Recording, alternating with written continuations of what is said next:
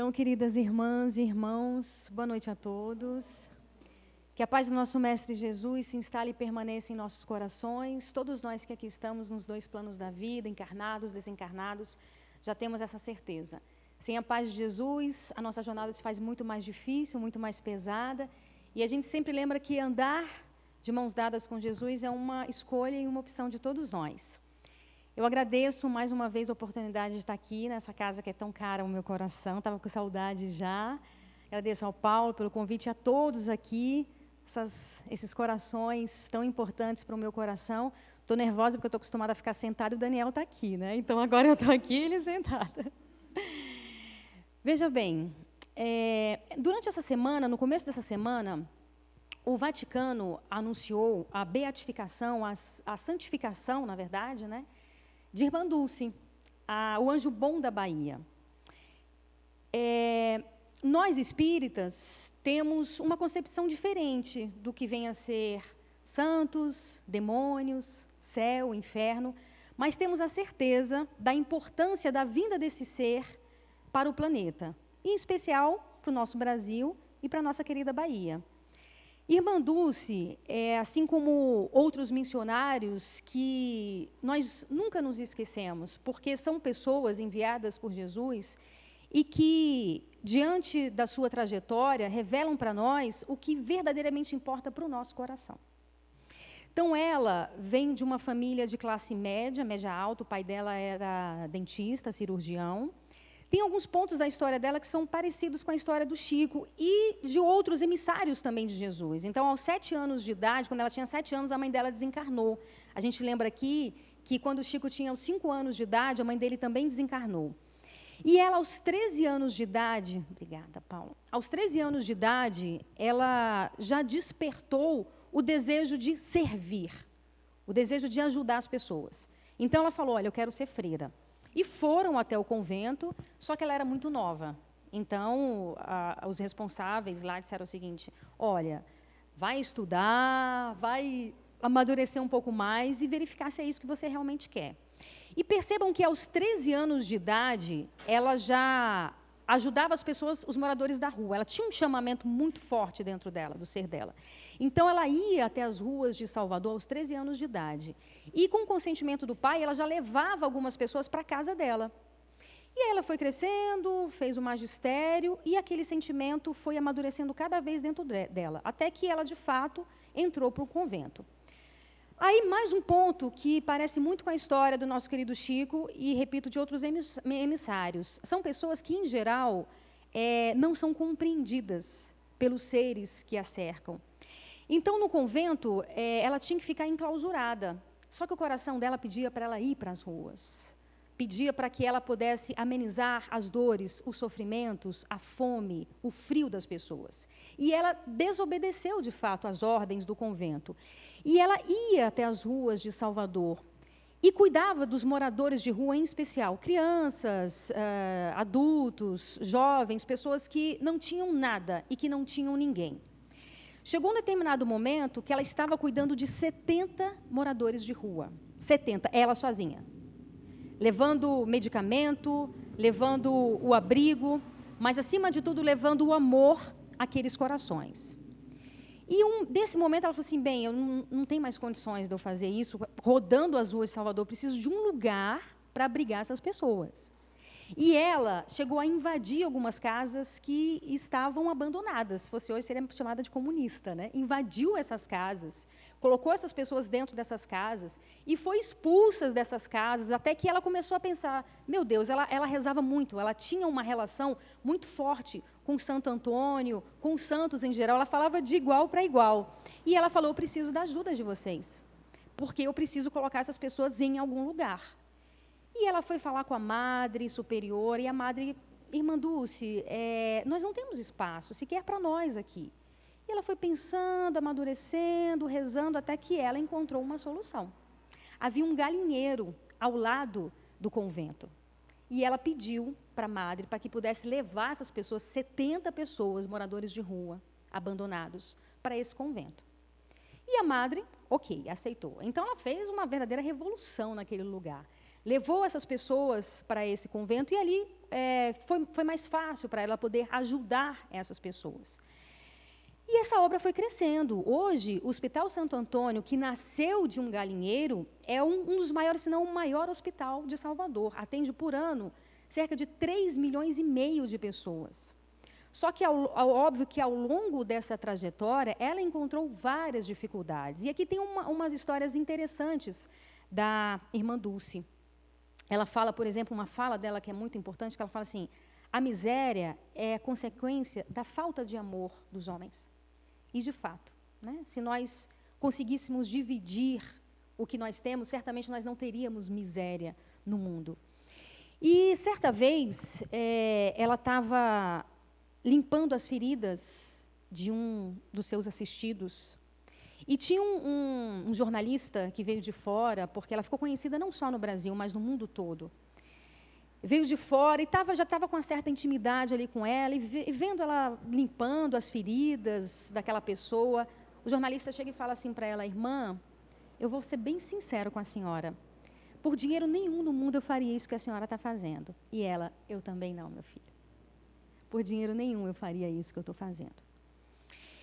Em um determinado momento, ela recebia doações, mas ela estava com dificuldades financeiras para pagar algumas pessoas que tinham muitos voluntários, mas foi crescendo de uma forma tal que ela tinha que ter médicos, nutricionistas, então ela não tinha mais recursos para pagar os salários e também não tinha mais recursos para comprar os alimentos, comprar os remédios para as pessoas, e ela rezava muito. Rezando, pedindo a Jesus para que desse uma orientação, para que ajudasse ela de alguma forma, até que ela brinca, isso quem conta é o Divaldo Pereira Franco, ela brinca e fala assim, ela resolveu apelar para Nossa Senhora. E aí foi fazer uma oração para Nossa Senhora. Falou: Nossa Senhora, olha só, desculpa eu estar me reportando à senhora, mas a senhora sabe como é que é homem, né? Eles são esquecidos, muitas vezes a gente fala, eles não nos escutam, então eu quero pedir para a senhora, porque nenhum filho recusa o desejo e o pedido de uma mãe. E aí ela explicou para Nossa Senhora toda a situação, que ela estava passando por dificuldades financeiras, que ia ter que fechar as portas, porque não tinha mais de onde tirar recursos. Imagina, centenas de pessoas que só tinham ela para orientar, para cuidar, teriam que ser retiradas daquele lugar. Percebam, no dia seguinte dessa oração, ela recebeu uma ligação. Era Roberto Carlos, ligando para ela. Madre, irmã Dulce, a senhora está precisando de alguma coisa? Eu sonhei com uma senhora. A senhora está precisando de alguma coisa? E ela: não, Roberto, está tudo bem. Só que aquilo não convenceu. Ele: irmã, a senhora sabe que mentir é pecado, né? A senhora está precisando de alguma coisa? E ela: bem, então vamos lá. E aí foi mostrar toda a situação para ele, situação difícil financeira que eles estavam vivenciando. E ele perguntou assim: quanto que a senhora quer? E ela falou para ele: estou precisando disso.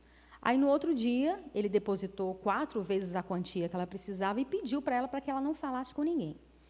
E aí a gente percebe o poder da oração. Como funciona essa sintonia, essa vibração. Roberto Carlos, não sei se vocês sabem, mas ele é muito religioso e ele é muito ligado à Nossa Senhora, muito ligado, inclusive fez músicas para ela, né? Então, na medida em que ela fez essa oração para Nossa Senhora, houve uma conexão direta. Então, o Roberto Carlos, obviamente, por meio da sua intuição e por meio da sua vibração, por meio da sua ligação, também teve essa conexão, sonhou com a irmã Dulce e ligou para ela no dia seguinte e resolveu a situação financeira desse lugar que ela tanto cuidava com tanto carinho, com tanto amor. Por que nós trouxemos essa história da irmã Dulce? Primeiro, porque é uma coisa factual, e segundo, para que a gente possa repensar os valores da nossa sociedade. Quais são os valores que estão postos na mesa da nossa sociedade? Mas, acima de tudo, os valores que estão postos na mesa do nosso próprio coração. Não é novidade para ninguém, não precisa ser nenhum especialista para perceber que os valores da nossa sociedade estão totalmente invertidos. Esses dias eu estava entrevistando um psicólogo e falando um pouco sobre isso, e ele me disse algo que, não sei se vocês já ouviram falar, mas que eu fiquei bastante impressionada, que em São Paulo, as pessoas estão alugando o iPhone, alugam por 1 hora, 2 horas, simplesmente para tirar foto com o iPhone e aparecer na foto com o iPhone para dizer que tem um iPhone.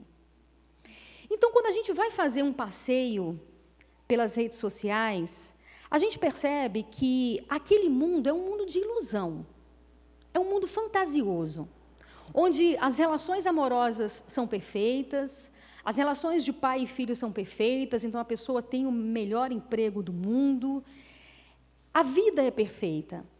Só que, obviamente, que nós sabemos que a vida real é cheia de barreiras, de dificuldades, porque fazem parte da nossa trajetória, são importantes para a nossa trajetória. Só que nós estamos criando uma sociedade doente em vários sentidos. Então, as pessoas que não estão ligadas a si mesmo, aos valores que realmente importam, por um passeio na rede social, elas ficam depressivas, e isso não sou eu que estou falando. A ciência está estudando esse fenômeno. Porque eu olho, bem, a pessoa tem um iPhone, a pessoa tem um carro importado, a pessoa tem um casamento maravilhoso, a pessoa vive viajando. Então, é uma ilusão que passam para a gente e a gente começa a acreditar, muitas vezes, nesse mundo que não existe. E o que a gente acha da nossa vida? Bem, minha vida não vale nada. Qual o valor que tem a minha vida? Valor material. Qual o valor que tem a minha vida? Então, a vinda desses seres, como Irmã Dulce, como Chico Xavier, como São Francisco de Assis, serve, entre outras coisas, como um alerta ao nosso espírito. Porque se nós não estivermos atentos a nós mesmos, nós vamos nos perder nesse jogo e nesse mecanismo do qual nós estamos vivenciando. Nós sabemos que o planeta Terra passa por um momento de transição e de transformação. Então, há um aparente caos, porque Jesus está no controle. Mas chegou o momento de nós voltarmos para nós mesmos. As pessoas estão tão dispersas em redes sociais, em querendo vivenciar uma vida que não é minha e que não existe. E aí as pessoas se perdem na existência terrena e nesse grande presente que nós temos, que é a nossa vida. Há cerca de 3 décadas atrás, para um grupo de cada 20 pessoas, uma pessoa desenvolvia o câncer. Então, os estudiosos, os especialistas, imaginavam o seguinte: bem, com a descoberta de que o cigarro é cancerígeno, de que alimentos com agrotóxicos, alimentos industrializados causam também câncer, com toda essa descoberta, o que eles imaginavam? Daqui a alguns anos, esse número vai diminuir.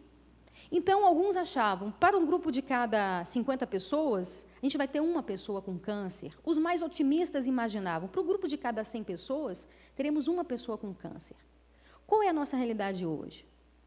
A cada 5 ou 6 pessoas, para cada 5 ou 6 pessoas, uma desenvolve o câncer.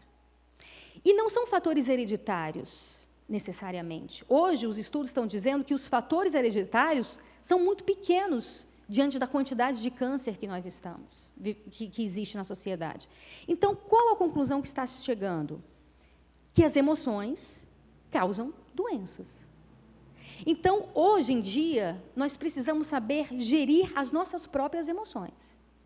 E nesse mundo conturbado, onde há tanta intolerância, a gente anda no trânsito, todo momento você vê uma briga no trânsito, nas redes sociais, as pessoas são tão intolerantes. E nesse mundo onde há esse bombardeio de informação de que nós precisamos ter, que nós valemos pelo que nós temos, a gente adoece. Óbvio que a gente adoece. E a humanidade está repleta de exemplos de pessoas que tiveram sucesso aos olhos materiais, e são infelizes, têm depressão, têm doença, são vários exemplos. Hoje em dia, as pessoas, a maioria das pessoas quer fazer sucesso. O que é o sucesso? É algo extremamente subjetivo, mas só que se você for analisar, o sucesso, ao olhar terreno e humano, ele está associado a dinheiro, poder e fama. Então, se você tem dinheiro, você tem sucesso. Se você tem poder, você tem sucesso. Se você tem fama, você tem sucesso. E aí você pega uma lista, não só da atualidade, mas de dezenas de anos atrás, de vários exemplos de pessoas que alcançaram esse patamar e que eram infelizes, tristes, que não viam razão para viver.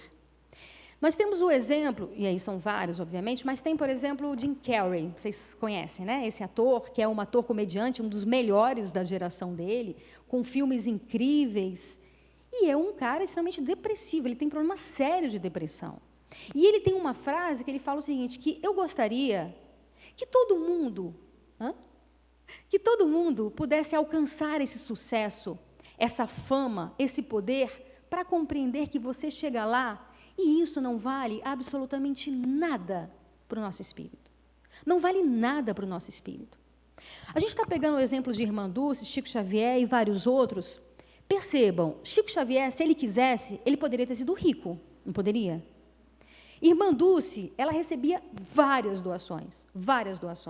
E aí eu vou fazer um parêntese para lembrar de uma outra história dela. Ela cuidava da parte administrativa dessa grande obra assistencial dela. E ela ficava numa cadeira de madeira. Ela recebia muitas pessoas, pessoas famosas, pessoas ricas, e recebia no escritóriozinho dela. E a pessoa chegava e falava assim, olhava aquela cadeira, ela já toda franzininha, tinha muitos problemas de saúde, problemas pulmonares. Ela naquela cadeirinha e falava assim, várias pessoas falavam assim, irmã, não é possível que a senhora não se dê um mínimo de conforto. Eu vou comprar pelo menos uma cadeira melhor para a senhora. Não tem condições da senhora passar horas nessa cadeira. E ela, tudo bem, meu filho. E falou assim, então eu vou dar a doação para o instituto, vou dar a doação aqui para casa, mas eu vou dar o dinheiro para a senhora trocar a cadeira da senhora. Tudo bem, meu filho. Aí ele ia e fazia o depósito. Aí vinha uma outra pessoa e falava a mesma coisa. Irmã, não é possível, vou comprar uma cadeira melhor para a senhora, é o mínimo que a senhora pode ter, uma cadeira melhor. E ela, pois bem, meu filho, eu aceito. Só que as pessoas voltavam e ela estava na mesma cadeira.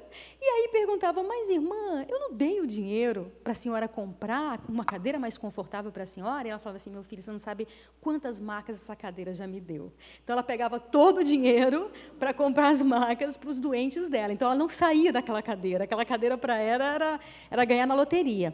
Então, são exemplos de pessoas que compreenderam a mensagem do Cristo. E aí, não necessariamente a gente está falando de religião. Não necessariamente a gente está falando de religião. A gente está falando da essência da vida, da essência para o nosso espírito. Chico Xavier, não sei, eu tive a oportunidade de ir na casinha dele, não o conheci pessoalmente, mas tive a oportunidade de conhecer o quartinho dele, mas de uma simplicidade que emociona a nossa alma, pela energia de você estar naquele lugar, mas você perceber que tudo era muito simples. A cama extremamente simples, um quartinho pequenininho. Por quê? Porque, de verdade, essas pessoas compreenderam, como nos diz o apóstolo Paulo, ainda que eu falasse a língua dos homens e dos anjos, ainda que eu tenha todo o conhecimento material e espiritual, se eu não praticar a caridade, e o que é a caridade? É o amor em ação. Se eu não tiver amor, se eu não praticar a caridade, nada vale, nada tem valor. E, de fato, nada tem valor. Porque a gente vai fazer uma análise hoje da nossa sociedade, o número, Daniel sabe disso melhor do que eu, o número de depressão é altíssimo. O número de pessoas que têm síndromes, que têm doenças da alma, é altíssimo. E a gente está falando numa sociedade, aqui no Brasil, a cada 45 minutos, uma pessoa se suicida no Brasil. No mundo, a cada 40 segundos, uma pessoa se mata. A cada 40 segundos, uma pessoa se mata no mundo, em média. Isso sem falar as inúmeras tentativas que existem para cada pessoa que se mata. Então, a sociedade está definitivamente doente. Essa receita que nos foi dada e que nos é dada, faliu. A receita de que você tem que comprar, de que você tem que demonstrar, viver para o mundo exterior, não funciona. Não funciona. Se nós, que estamos conectados aqui com milhares de pessoas, pelas redes sociais, pelos instrumentos que a internet nos dá, nós estamos conectados com milhares de pessoas, mas nós não estamos conectados com nós mesmos. E se nós não nos conectarmos com a nossa essência e com o nosso espírito, nós vamos adoecer. Joana de Ângeles fala isso, Daniel nos ensina isso também. Acontece que nós sabemos disso. Isso não é segredo para ninguém. Nós sabemos disso, mas, por algum mecanismo, a sociedade insiste em vivenciar algo que não sacia a sede do Espírito. Não sacia a sede do Espírito. Então, essa revolução e essa transformação, essas informações que nos são chegadas, e nós que somos religiosos, e isso não quer dizer que somos melhores ou piores do que ninguém, e a gente sabe que os espíritos são os que mais dão trabalho quando chegam do lado de lá, nós temos que usar esse conhecimento como mecanismos para saciar a nossa sede. Para saciar essa sede e essa fome que o nosso espírito tem. Jesus nos fala, eu vos deixo a paz, eu vos dou a minha paz, mas não a paz do mundo. Porque o mundo não nos dá paz. Esses prazeres efêmeros que nós vivenciamos, e tudo bem, nós estamos aqui para vivenciar as coisas terrenas, tudo bem, não há problema de eu juntar dinheiro e comprar um iPhone, não tem problema nenhum. Se eu tenho um sonho de ter um iPhone, compre um iPhone. Se eu quero trabalhar honestamente, trocar de carro, troque de carro. Se eu quero usar uma roupa de marca, não tem problema nisso. O problema é quando eu supervalorizo as coisas materiais em detrimento das coisas espirituais, porque, nos diz o poeta, o essencial é invisível aos olhos.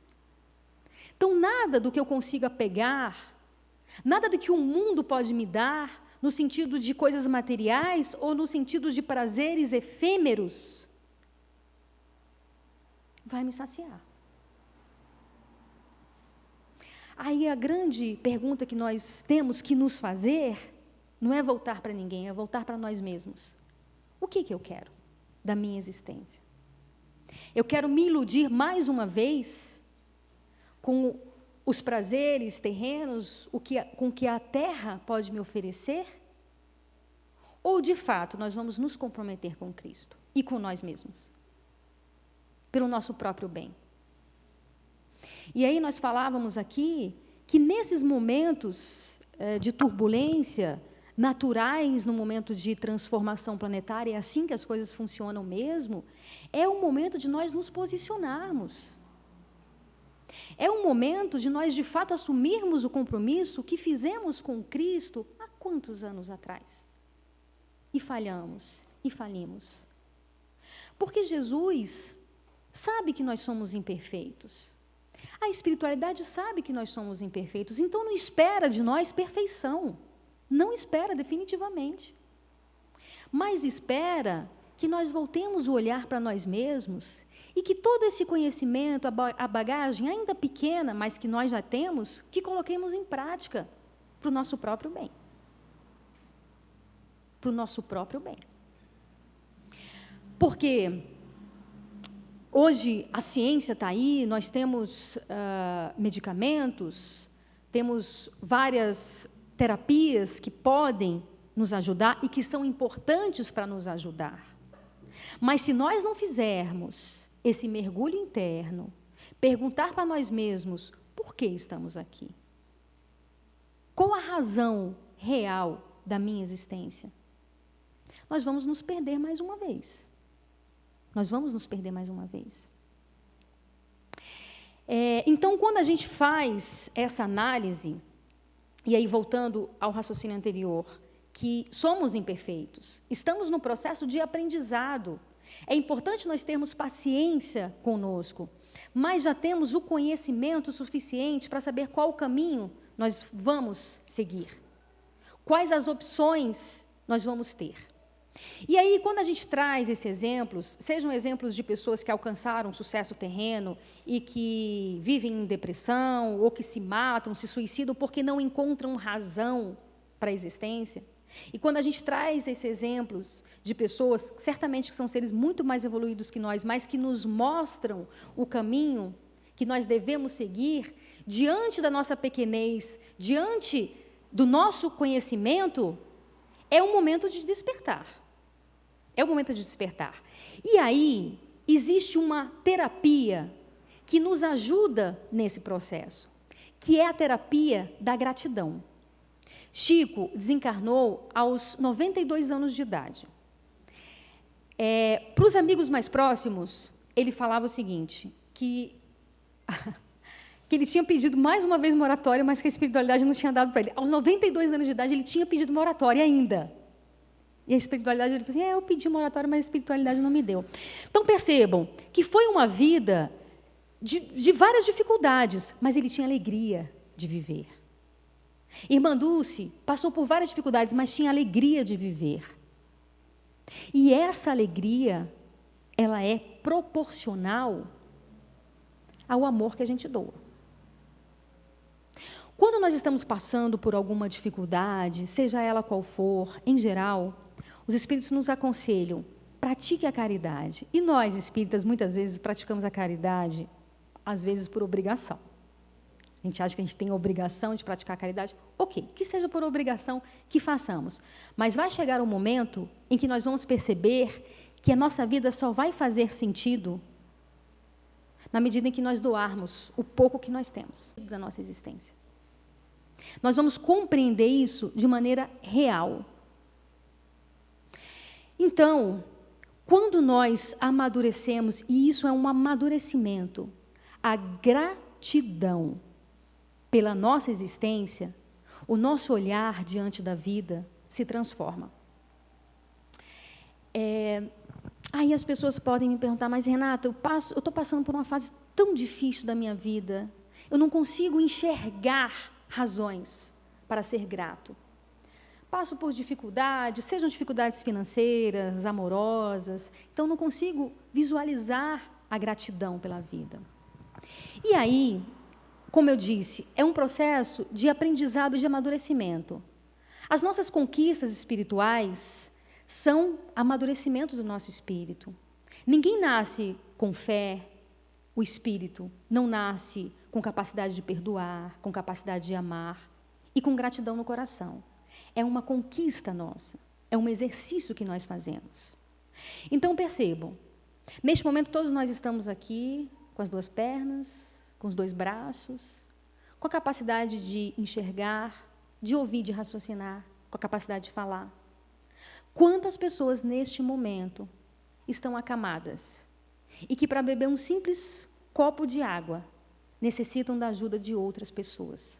Várias pessoas que não conseguem mais se locomover, várias pessoas que não conseguem falar e enxergar. Então, na medida em que nós vamos mudando o olhar da nossa existência e percebendo que temos sim as nossas dificuldades, e todos nós temos, mas que nós temos muito mais motivos para agradecer do que para reclamar, a gente muda o nosso padrão vibratório e a gente começa a enxergar a vida com um outro olhar, que é o olhar real, é o olhar que verdadeiramente importa.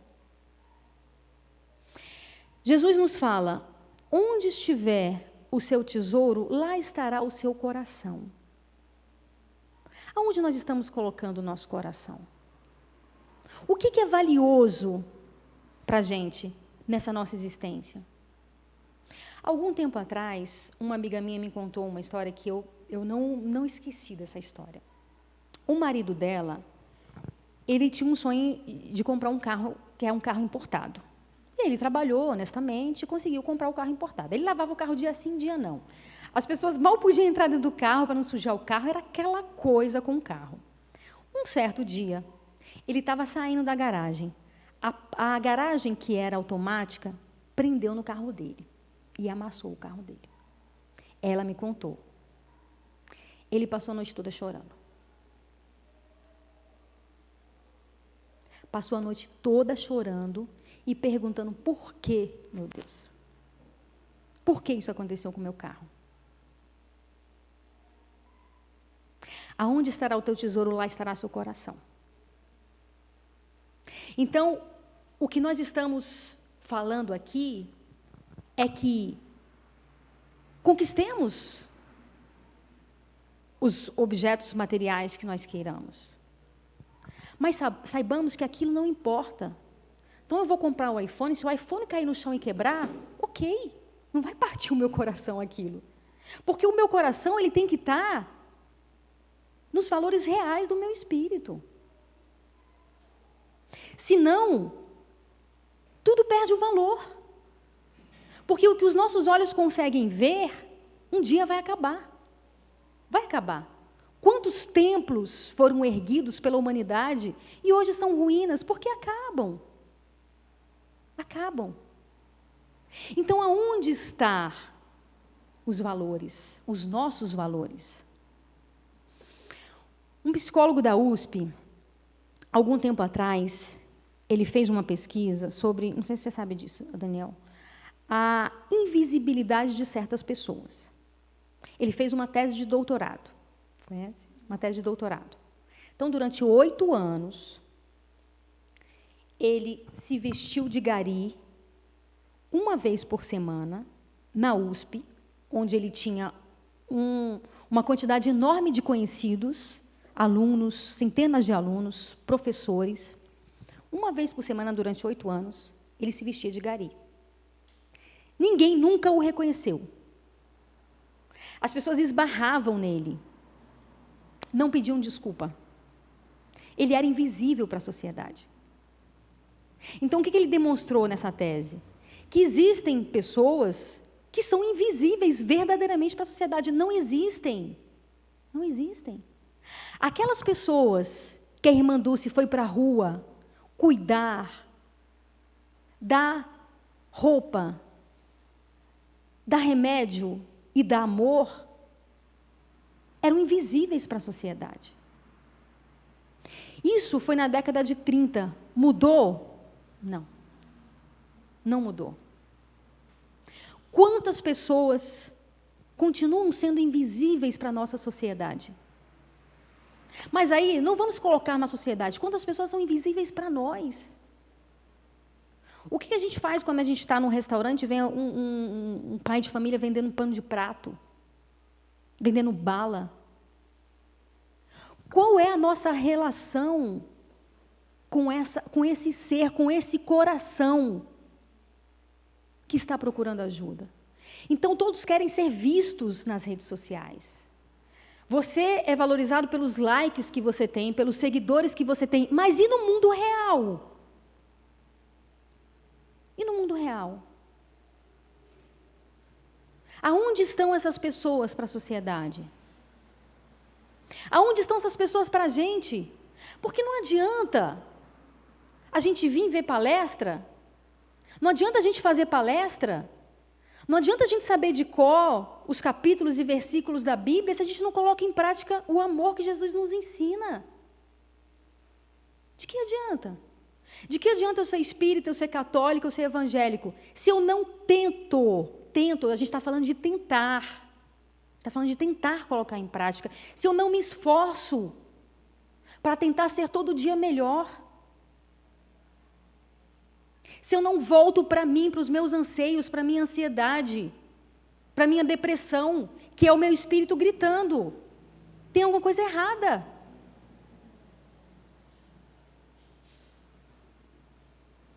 Então, são esses questionamentos que nós precisamos nos fazer. Porque quando chegarmos na espiritualidade, ninguém vai perguntar qual é a nossa religião, não importa qual é a nossa religião. A verdade é essa. Não importa. Porque são barreiras que nós colocamos. Ser espírita, ser católico, ser evangélico, ser ateu. Não importa. O que importa é o que você faz do conhecimento que você tem. Qual o esforço que você faz para colocar em prática o que a gente acredita? O que a gente verdadeiramente acredita? Então, nós estamos aqui com a nossa saúde. Nós estamos aqui com as nossas dificuldades, sim, mas com um universo de coisas que nós temos que agradecer. São coisas aparentemente simples, mas que fazem toda a diferença. Jesus, com a sua pleiade de espíritos, pensou em cada detalhe desse planeta. Então, o pôr do sol é um espetáculo à parte, o nascer do sol é um espetáculo à parte. Isso é por acaso? Não. Não é por acaso. Cada flor tem a sua especificidade, tem a sua cor, tem a sua forma. Então foi tudo muito bem, cuidadosamente, amorosamente pensado para nos presentear.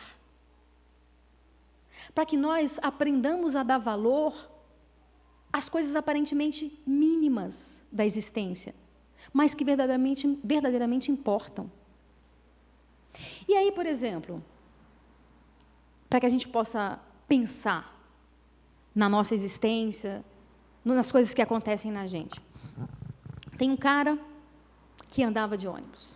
Aí o sonho dele era comprar um carro. Aí ele juntou o dinheiro, foi lá e comprou um carro, comprou um Fusquinha. Sabe aquele Fusquinha barulhento que todo mundo da rua fica olhando? Pois era aquele Fusquinha. E aí, quando ele andava no Fusquinha dele, ele andava morrendo de vergonha. E colocava boné, colocava chapéu para ninguém ver, ele morria de vergonha daquele Fusquinha e ficava reclamando, oh meu Deus, por que eu fui comprar logo um Fusquinha? Meu dinheiro só deu para eu comprar um Fusquinha, por que eu fui comprar esse Fusquinha? E toda vez que ele estava dentro do Fusquinha, ele estava reclamando por causa do Fusquinha. Aí você tem um outro cara que também juntou dinheiro e comprou um Fusquinha, mas toda vez que ele entrava no Fusquinha, ele agradecia. Porque ele olhava o ônibus lotado e pensava, olha só, alguns meses atrás eu estava dentro desse ônibus, não podia nem levantar o pé porque não tinha mais espaço para colocar o pé de novo. Aí ele vai lá na frente e vê que o ônibus quebrou. E as pessoas na chuva, esperando o próximo ônibus, sabe lá Deus que horas que ia chegar. E ele, o que ele fazia? Obrigada, Senhor, pelo meu Fusquinha. A situação em si é neutra. A forma que eu vou enxergar, a forma que eu vou olhar, depende de quem? De mim. Então, quando a gente vai amadurecendo a gratidão dentro de nossos corações, e temos várias razões para ser gratos, várias. Quando a gente vai aprendendo a enxergar com esse mecanismo, a vida vai se transformando, mas não que ela muda, obviamente. Somos nós que mudamos a nossa percepção diante da vida. Por tudo dai graças, nos diz o apóstolo Paulo. Por que por tudo ou em tudo nós devemos dar graças? Primeiramente porque nós temos a ciência, a certeza do amor de Deus na nossa existência. Então, se um pneu do carro fura aqui, muitas vezes é para evitar um acidente lá na frente. A gente não tem a capacidade de enxergar o acidente, mas a gente tem a capacidade de acreditar que Deus fez o melhor para a nossa vida. Então, muitas vezes, quando nós desejamos, anseiamos tanto por algo que não acontece na nossa existência, demos graças. Porque nós não sabemos se aquilo que a gente tanto gostaria poderia ser o motivo da nossa queda nessa existência. Então, como o nosso olhar é extremamente limitado, como nós não temos essa capacidade de enxergar mais além, mas Deus tem. E Jesus nos fala que não cai uma folha de uma árvore se não for da permissão de Deus. Então, a gente tem que aprender a confiar em Deus. A gente tem que aprender a acreditar em Deus. E mesmo com as nossas dores, mesmo ou principalmente quando acontece algo que nós não esperávamos, que nós não queríamos, demos graça. Porque é Ele que está no comando da nossa existência. É Ele que sabe o que é melhor para nós, não somos nós. E aí, nós vamos amadurecendo esse sentimento da gratidão, e hoje não são religiosos que nos falam isso, são especialistas que estudam aí os mecanismos, que falam que quanto mais grato você é à vida, mais coisas boas acontecem para você.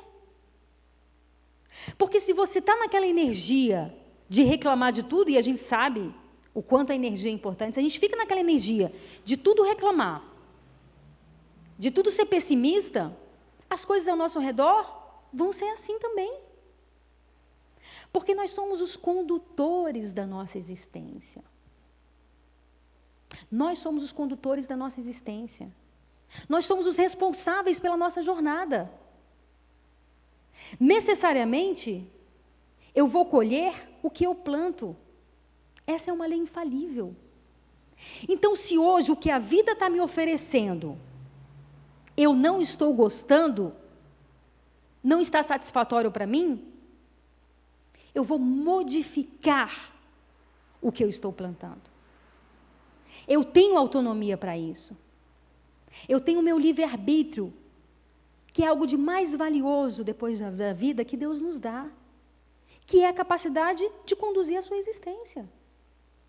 E quantas vezes a gente tem uma resposta do outro, achando que, na verdade, quem está errado é o outro, mas somos nós que temos que mudar a nossa forma de ser e a nossa forma de agir.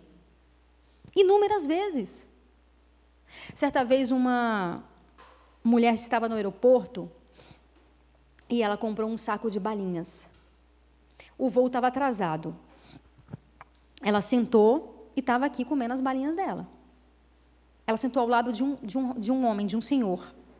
E ela estava chupando as balinhas dela. Aí ela estava lendo, num determinado momento que ela olhou, ela viu que o senhor estava chupando as balinhas dela também. E ela já ficou incomodada com aquilo. Ela, pensou comigo, mas que cara de pau, né? Eu comprei o meu saco de balinha, deixei aqui do lado e ele está chupando as minhas balinhas. E ela disse que ela olhava assim para ele com um olhar tipo assim, poxa, se toca, né? Mas não falou nada.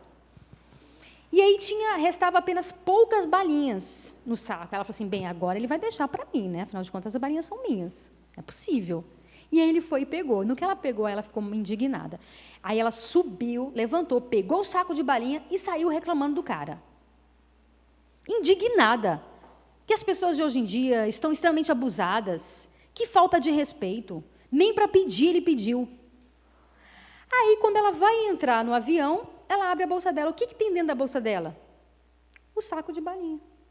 O saco de balinha era dele. E ela achando que era dela. Ela achando que, na verdade, quem estava errado era ele, quem estava errado era ela. Quantas vezes a gente faz isso na nossa existência? Achando que a gente está certo, que os outros estão errados. E a gente briga e a gente reclama porque a gente é que está certo. Não. E muitas vezes nós estamos errados. Então, um pouco de humildade nos ajuda também nessa compreensão, nesse olhar mais amplo. E sem desmerecer nenhuma religião, porque todas são importantes. Nós, que somos espíritas, temos razões a mais a sermos gratos a Deus. Temos mais responsabilidade também com o conhecimento que nós acreditamos. Mas temos razões a mais para sermos gratos a Deus. Porque temos a certeza do amor de Deus para com todos nós. Porque quando a gente acredita na reencarnação, o que é a reencarnação? É a prova do amor para com todos nós. É a prova do amor de Deus. Porque enquanto algumas religiões, sem criticar, acreditam que, dependendo do que você faça na Terra, você vai queimar eternamente no fogo do inferno, nós não acreditamos nisso. Nós sabemos que Deus, no seu infinito amor, nos dá as chances de recomeçar. Essa vida é uma chance do nosso recomeço. Mas não é só a vida que é a chance do nosso recomeço.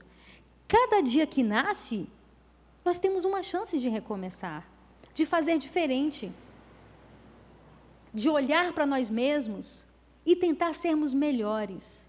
E tentar demonstrar o amor que Jesus Cristo nos ensina, com toda a simplicidade do universo. Porque para compreender a essência da mensagem de Jesus, não precisava nem de religião. Vou ser bem sincero. Amar ao próximo como a ti mesmo. Amar a Deus acima de todas as coisas. Eu não preciso de religião. Eu não preciso de outros conhecimentos. Porque a mensagem de Jesus é tão límpida e tão simples. Mas que bom que nós temos os livros. Que bom que nós temos a comprovação, ao nosso ver, da reencarnação. No ano de 1939, Divaldo Pereira Franco era uma criança ainda. E aconteceu algo muito ruim na família dele. a irmã dele, chamada Nair, cometeu suicídio. Ela era uma pessoa muito querida na família, era muito carinhosa com o Divaldo. Ele disse que era a única pessoa que chamava ele de Didi. Ninguém nunca mais chamou ele de Didi, só ela. Ela descobriu a traição do marido, foi até essa mulher tirar satisfação, e diante daquela situação tão constrangedora para ela, diante da traição, diante do ato dela de ter ido, ela não aguentou aquela situação e ingeriu veneno. Se matou. Foi uma tragédia para a família. E a mãe do Divaldo era muito católica, Dona Ana, era muito católica. Eles moravam em Feira de Santana, no interior da Bahia. Hoje é uma cidade maior, mas naquela época era uma cidade muito pequenininha. Então, obviamente, que toda a cidade ficou sabendo do que aconteceu.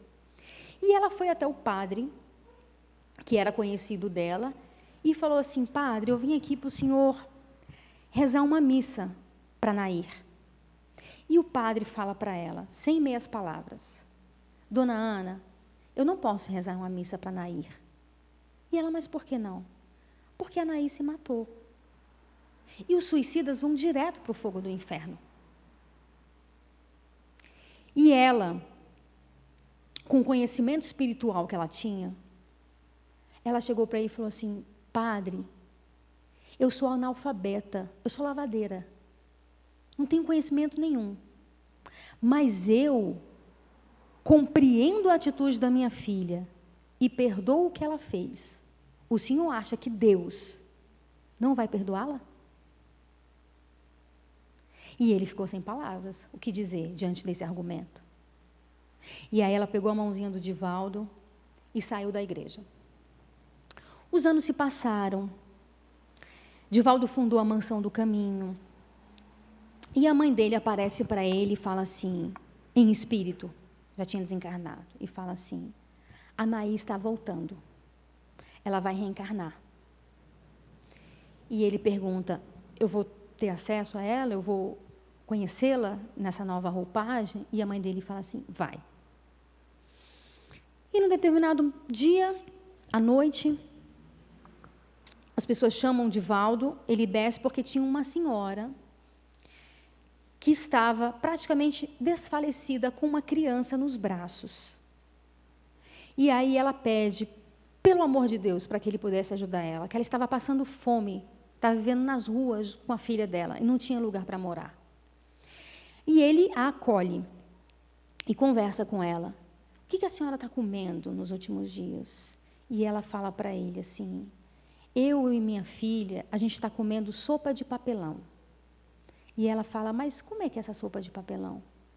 E ela fala: eu cato o papelão na rua, ponho numa panela, coloco sal e água e tomo. Nos últimos dias é isso que eu estou me alimentando. E ele pega a criança nos braços e quando tira o lençol dela, ele vê que ela tem um lábio leporino. E a mãe dele aparece em espírito e fala: é a Nair. Consequência do veneno que ela ingeriu. E o Divaldo pergunta para essa mãezinha: qual o nome dessa criança? E ela fala: o nome dela é Nair. E aí ela pergunta: ele pergunta, por que você colocou o nome dela de Nair? E ela fala: porque quando eu estava prestes a parir, quando ela estava prestes a nascer, apareceu para mim uma senhora de olhinho verde, a mãe do Divaldo, em sonho. Me deu a criança e falou assim: cuida da minha preciosidade. Essa é a minha joia rara. Ela vai passar um tempo com você, não muito tempo, mas cuide dela para mim. E o nome dela é Nair. Então ela acordou, se lembrou e colocou o nome da criança de Nair. Ele abrigou a mãe, abrigou a filha. Quando essa criança já estava ali por volta dos seus 5, 6 anos de idade, ele estava no escritório, ela aparece no escritório e fala assim: Didi, que era a única pessoa que chamava ela assim. Aí ele diz que gelou de cima a baixo. Ela fala assim para ele: eu voltei, né, Didi? E ele fala assim: meu amor, você voltou. E aí ele vai conversar com ela. E ela pergunta: eu vou viver muito tempo? Ele fala, não.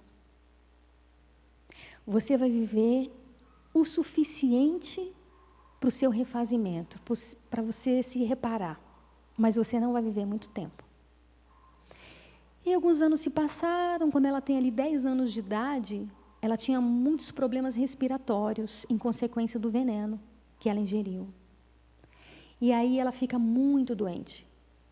E ele acompanha ela no leito de morte, e ela fala para ele, Didi, eu vou, mas eu vou voltar. E eu vou voltar sem isso daqui, ela fala para ele, com 10 anos de idade. E ela desencarna.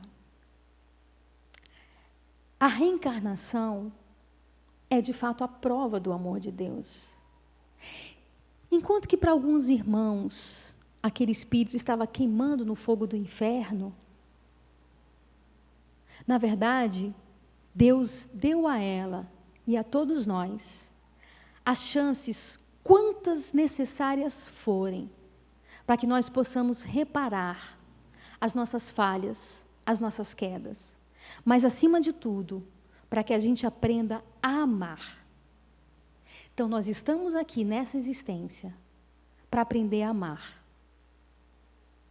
E o amor, ele só existe sendo demonstrado. Que nós possamos aprender a amar, amadurecer o amor dentro de nós, mas, acima de tudo, que aprendamos a ser gratos a Deus. Porque por mais que nós não compreendamos as dificuldades pelas quais nós passamos, o amor de Deus, o amor de Jesus, cobre a todos nós. Porque o amor cobre a multidão dos nossos pecados. Muito obrigada, meus irmãos, que Jesus nos abençoe.